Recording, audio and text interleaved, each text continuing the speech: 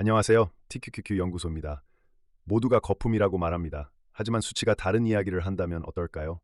영국의 투자 유튜버 다이앤 설리번이 최근 흥미로운 영상을 하나 올렸어요. 그녀가 대화하는 사람들 대부분이 시장 폭락이 임박했다고 걱정하고 있대요. 슐러 PE 비율이 144년 미국 주식시장 역사에서 두 번째로 높은 수준에 도달했으니까요. 이보다 높았던 때는 딱 한 번, 1999년 12월, 나스닥이 고점에서 거의 절반의 가치를 잃기 직전이었죠. Magnificent Seven이 S&P 500 시가총액의 34%를 차지하고 있고요. 7개 종목이요. 그러니까 걱정하는 거 충분히 이해한다고 설리번도 인정해요. 근데 만약 이게 버블이 아니라면 헤드라인 아래에 있는 숫자들이 완전히 다른 이야기를 하고 있다면 그게 이 영상의 주제예요. 저는 이 영상을 보고 데이터를 직접 검증해 봤는데 꽤 설득력 있는 논증이라 여러분께 공유하면서 같이 뜯어보려고 합니다. 설리번이 정리하는 버블 논거는 세 가지 기둥 위에 서 있어요. 첫 번째 기둥, 밸류에이션. 슐러 KP 비율이 극단적으로 높아요. 1929년보다 높고 2007년보다 높아요.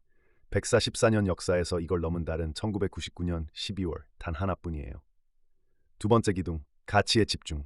Magnificent Seven. 7개 종목이 S&P 500 시가총액의 34%예요. 이 7개가 실패하면 모든 게 실패해요. 세 번째 기둥, 설비 투자. 마이크로소프트, 알파벳, 메타, 아마존. 이 네 회사가 올해 AI 인프라에 합산 650빌리언 달러를 쏟아붓고 있어요. 뉴질랜드 GDP 전체보다 큰 돈을 데이터 센터에 태우고 있는 거예요. 여기서 이야기를 멈추면요. 1999년의 완벽한 재현처럼 보여요. 설리번도 그렇게 인정해요. 정말 그렇게 보인다고. 그런데 그녀가 걱정하지 않는 이유, 핵심 차이가 여기서 나옵니다. 1999년에 버블을 이끌던 회사들은 이익이 없었어요. 돈을 벌지 못하고 있었어요. 오늘의 Magnificent Seven을 보면요. 역사상 가장 큰 규모의 기업 이익이 기록되고 있어요. 이게 버블에 있는 것과 이유가 있어서 비싸 보이는 시장에 있는 것의 차이라는 겁니다. 펀더멘탈, 실제로 Magnificent Seven이 얼마를 벌고 있는지 보죠. 가장 최근 분기, 2026년 1분기 실적이에요. Magnificent Seven 그룹 전체의 매출이 전년 대비 24.6% 성장했어요. 이건 과대 광고가 아니에요. 실제 감사받은 실적이에요. S&P 500 전체로 보면 기업의 84%가 애널리스트 예측을 상회했어요. S&P 지수는 지금 11분기 연속 전년 대비 이익 성장 중이고요. 6분기 연속 두 자릿수 성장이에요. 설리번이 강조하는 건 이 마지막 통계예요. 왜 이게 중요한지 보여줍니다. 1999년으로 돌아가면 시스코가 이익의 100배에 거래되고 있었어요. P 100. 근데 시스코의 매출은 그 해에 43% 성장했어요. 1999년 기준으로 시스코는 양반축에 들었어요. 우등생이에요. 시스코 아래에는요. 매출도 없고 이익도 없는데 주가가 이익의 몇백 배에 거래되는 회사들이 길게 줄을 서 있었어요. 버블 회사들은 이익이 아니라 스토리로 가치를 매겼어요. 1999년에는 스토리가 밸류에이션이었던 거예요. 오늘의 시장은 완전히 다르다고 설리번은 말합니다. 이 회사들이 실제로 벌어들이는 돈을 보라고요. 1999년의 회사들이 아니에요. 강력한 경쟁 우위를 가진 거대하고 수익성 높은 사업체들이 스타트업에서나 기대할 성장률을 조단위 매출 위에서 찍고 있다는 거예요. 그녀가 제시하는 가장 강력한 증거는 엔비디아와 안트로픽이에요. 엔비디아. 분기 매출이 전년 대비 85% 성장했어요. 단일 분기에 81.6 빌리언 달러의 매출을 올렸어요. 매출 총이익률 75%. 젠센 호앙 CEO는 수요가 포물선을 그리고 있다고 표현했어요. 근데 여기서 의문이 생기죠. 이 칩들을 누가 사고 있는 거냐고요. 비즈니스 모델도 없는 투기적 스타트업들이 사서 엔비디아의 사업 모델 전체가 어느 날 무너지는 거 아니냐고요. 아니에요. 안트로픽을 보세요. 클로드 AI를 만든 회사예요. 연환산 매출이 2025년 9빌리언 달러에서 2026년 4월 기준 30빌리언 달러로 뛰었어요. 이걸 맥락에 놓으면요. 세일스포스가 매출 30빌리언 달러에 도달하는 데 거의 20년이 걸렸어요. 안트로픽은 사실상 제로에서 시작해서 3년 만에 해낸 거예요. 설리번의 불케이스를 한 문장으로 요약하면 이거예요. 설비 투자가 투기적인 게 아니라 이미 실제 매출로 지불되고 있는 수요를 따라잡고 있는 거다. 이게 버블 내러티브가 놓치는 핵심이에요. 1999년엔 수십억 달러를 들여 깔아놓은 광섬유가 10년 동안 어둠 속에 잠들어 있었어요. 아무도 쓰지 않았거든요.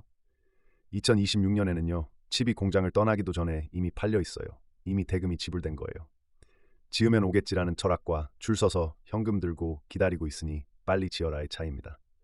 밸류에이션 문제도 다시 짚어요. 그 무시무시한 슐러 케이프 숫자로 돌아갑시다. 설리번이 지적하는 케이프의 문제점은 이거예요.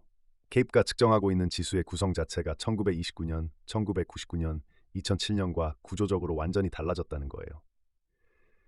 KP는 10년치 평균 이익으로 계산하는데 오늘의 S&P 500은 10년 전과 완전히 다른 회사들의 집합이에요. 1929년에 지수를 지배하던 건 철도, 철강, 석유 회사들이었어요.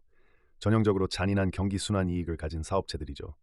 2007년엔 은행과 주택건설 업체들이었어요. 레버리지를 잔뜩 쌓아놓은 사업체라 이익이 하루아침에 증발할 수 있는 구조였어요. 2008년에 무슨 일이 벌어졌는지 다 아시잖아요. 오늘은 마이크로소프트, 알파벳, 애플, 엔비디아예요. 영업이익률 30% 이상, 반복 매출, 그리고 과거의 회사들은 상상도 못했을 잉여 현금 흐름 전환율을 가진 사업체들이에요. 같은 체중계를 갖다 대면서 1929년의 철도 회사랑 2026년의 클라우드 회사를 같은 선상에 놓는 건 분석이 아니에요. 그리고 가장 중요한 부분, 애널리스트들이 매그니피센트 7의 매출이 계속 증가할 것으로 전망하고 있어요. 줄어드는 게 아니라 늘어난다는 거예요. 이건 버블 패턴의 정반대예요.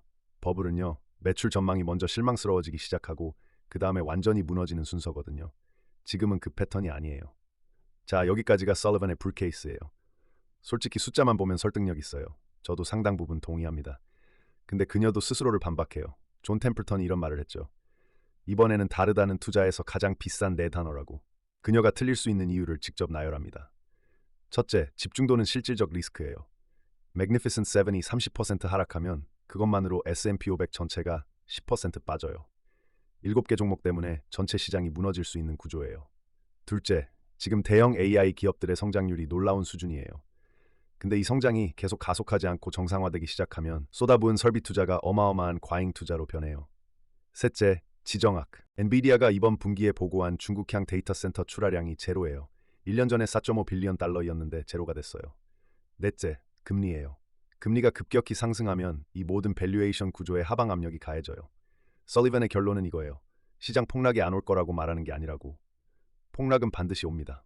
언젠가는요. 다만 지금 우리 주변에 떠도는 버블 담론이 회사들이 실제로 보고하고 있는 숫자와 맞지 않는다는 거예요. 제 의견을 덧붙이자면요. 이 논증은 건전합니다. PE 100의 매출 제로인 1999년의 닷컴과 PE 30의 분기 매출 80 빌리언 달러인 2026년의 빅테크를 같은 잣대로 재는 건 게으른 분석이에요. 숫자가 다르면 결론도 달라야 해요. 그렇다고 안심하라는 뜻은 절대 아닙니다. 폭락이 올 때 그 이유는 KP가 1999년처럼 높으니까가 아닐 거예요. 이익이 실제로 꺾이거나 금리가 이 밸류에이션을 지탱할 수 없는 수준으로 올라가거나 아무도 예상 못한 블랙스완이 오거나 그때 올 겁니다. 저희 채널은 201선을 믿고 계속 투자해 나갈 거예요. 숫자는 거짓말을 하지 않습니다. 해석은 거짓말을 해요. 해석이 아니라 숫자를 보시기 바랍니다. TQQQ 연구소였습니다.